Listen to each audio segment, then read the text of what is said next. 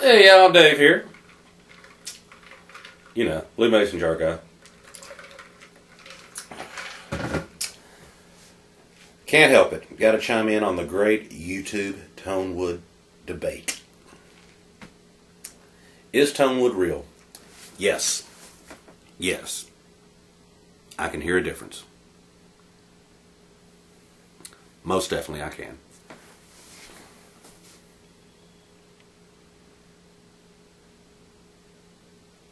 Does it matter? No. Not slightly. Here's the most important thing in this whole argument, right here in a nutshell. If it matters to the musician who is playing the instrument, then it does exist. Period. But I can't hear it.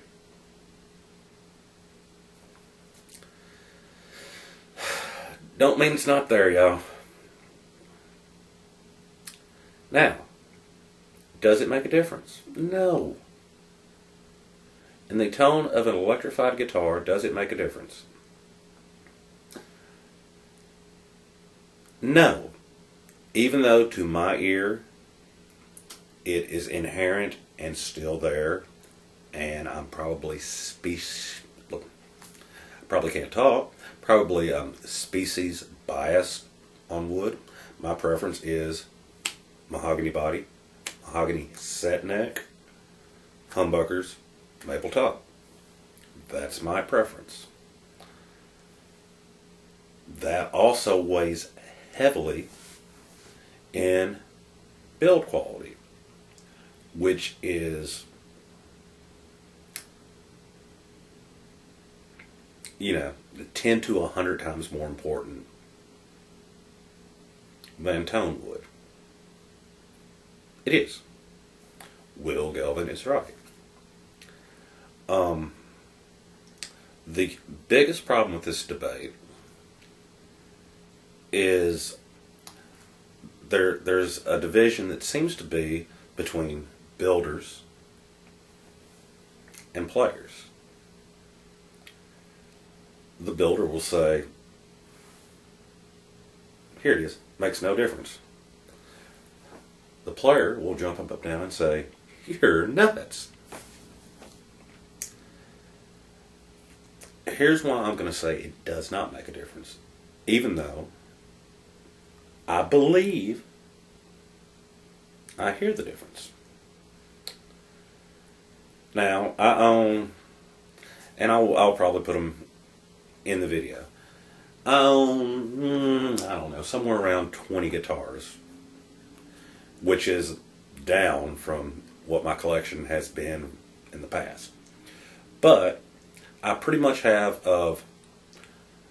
one of every tool I need for specific gigs, either session, touring, or personal, or when I'm fronting my own band. I have a Telly because it sounds like a Telly. I have a Strat because it sounds like a Strat. I have a Les Paul because it sounds like a Les Paul. I've got a hollow body because it sounds like a hollow body. This is differences in build quality.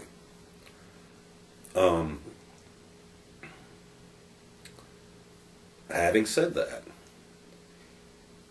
I will use those guitars to create the sound that I need for said project. At the same time, I can take any one of those guitars and do my gig, and my tone is going to be basically the same. Because what makes me comfortable in my personal environment when I'm making music is a certain tone. And regardless of the guitar that I'm playing in that situation,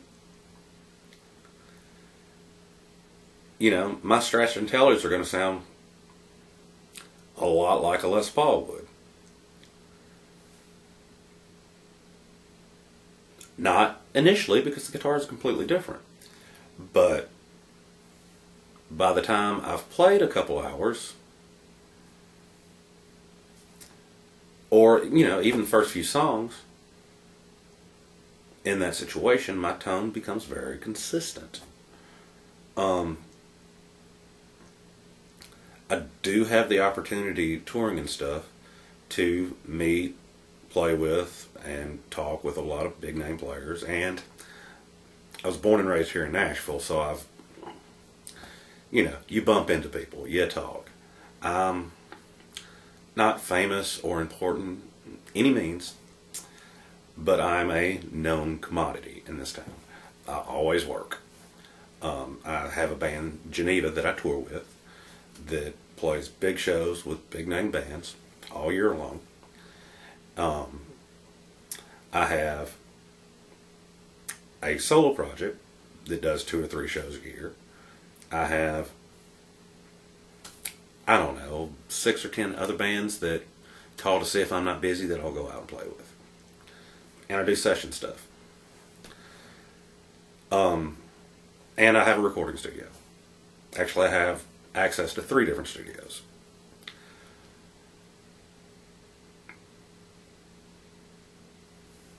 It does make a difference. But it doesn't matter. What matters for tone, everything matters. But what matters most, right hand. Could be your left hand, but right hand. If you're a left hand player, it's your left hand. The hand you sign your name with is your tone. And left hand, not so much. It's behind a fret. It's out of the equation. Very, very few players, and even for that very few players, does this hand affect the tone, is very specific places.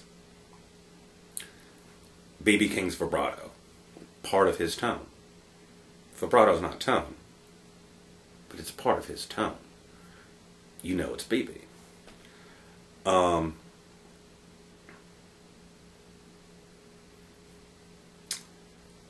Probably part of Eddie's tone too, Mr. Van Halen. Because, to my ear,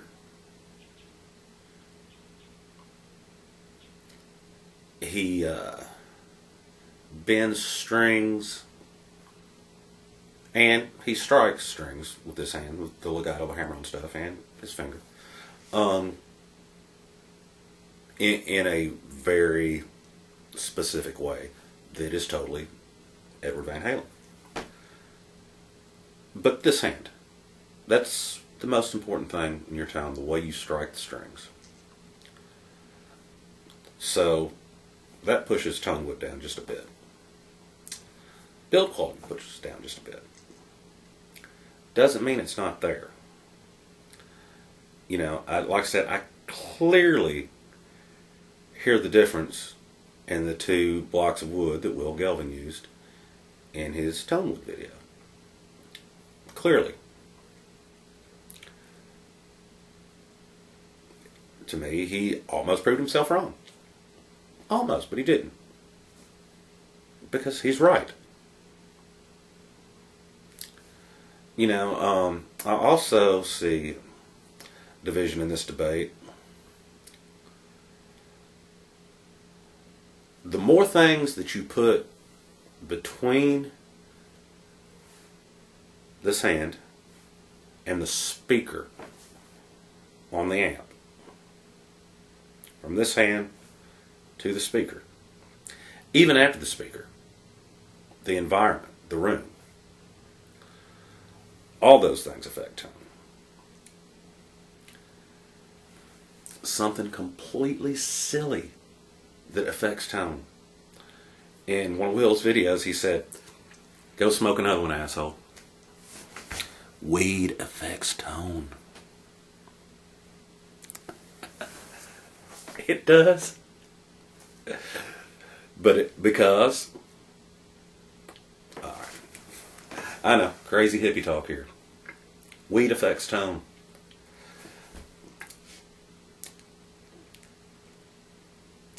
I've sat in a session all night, hearing somebody mix, and left with what we thought was a good mix. Came back, listened to it the next day. Ears were tired when, at the end of the night, mix sounded horrible.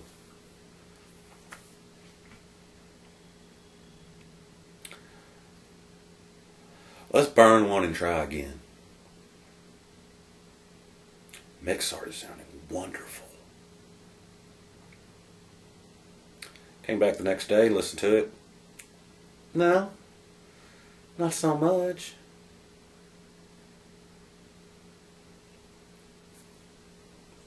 Affected the mix, which affected the tone.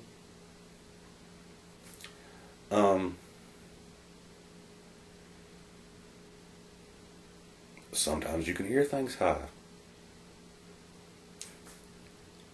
I'm sorry, that's just stupid. It happens.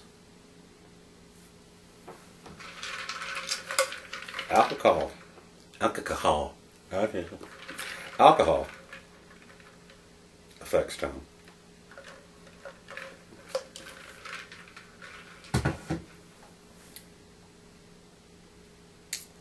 Relaxes you. You might use this hand slightly differently. That's just stupid shit. It can make a difference. Everything makes a difference.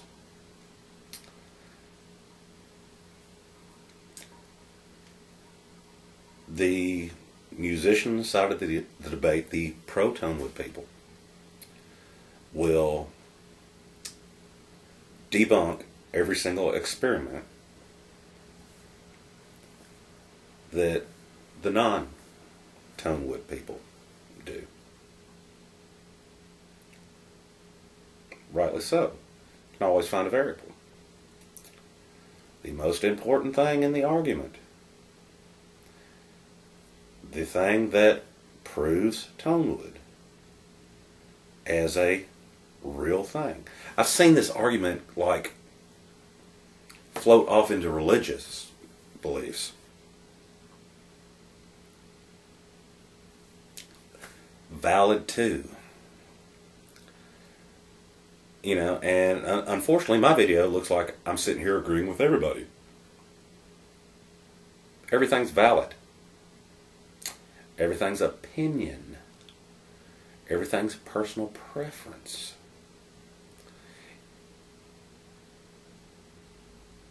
Is Tonewood real? Yes, to some people. Does it matter? No, I will go so far as to say that pickups don't even matter to me. I have my preferences on pickups. But I can get a twangy sound out of a humbucker. I can get a fat sound out of a single coil if I need to. That doesn't matter either. I can get a good tone out of a shitty guitar. I tour with shitty guitars. It's safer. Now, they're not that shitty. I mean, you know. But I don't take $2,000 and $3,000 guitars on the road. Not going to do it. I don't always take them to sessions. If I know what's called for, I bring what's called for. Does wood make a difference? Yes. Can a piece of ash sound exactly like a piece of mahogany? That can happen too. Yes, it can. It can sound exactly the same. without doing anything to change any of the variables. Two different species can have the exact same characteristics. It's possible. It can happen. Does that disprove Tonewood? If two different types of wood can, in fact, sound exactly the same.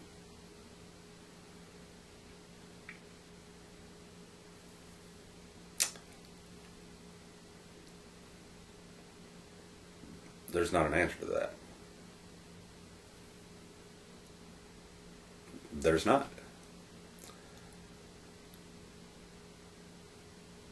I do hear differences, well, in every piece of wood. They're all different. So then you go back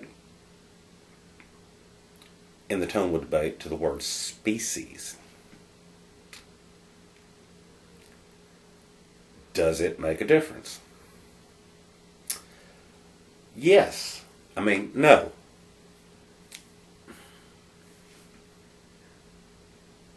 Yes, I hear a difference. No, it doesn't matter.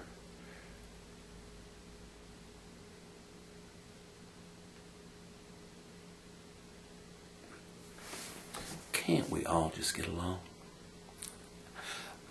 Back to the hippie stuff. A few things I want to point out about some of the videos, because before I did this, I tried to listen to everybody, and I know I ramble on this. One experiment, Duncan DKG Customs took a square and then put everything on a piece of press MDF kind of countertop stuff.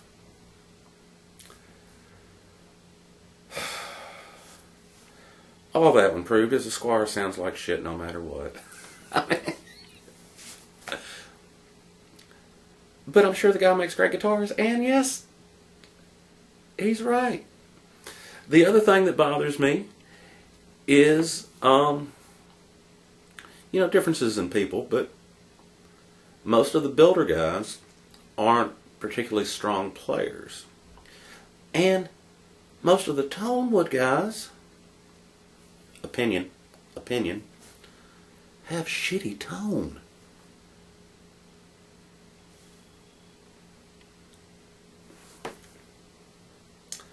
So I plot myself right down in the middle of this and say, yes, there's a difference. No, it doesn't matter. Take it easy, y'all. We'll see you soon.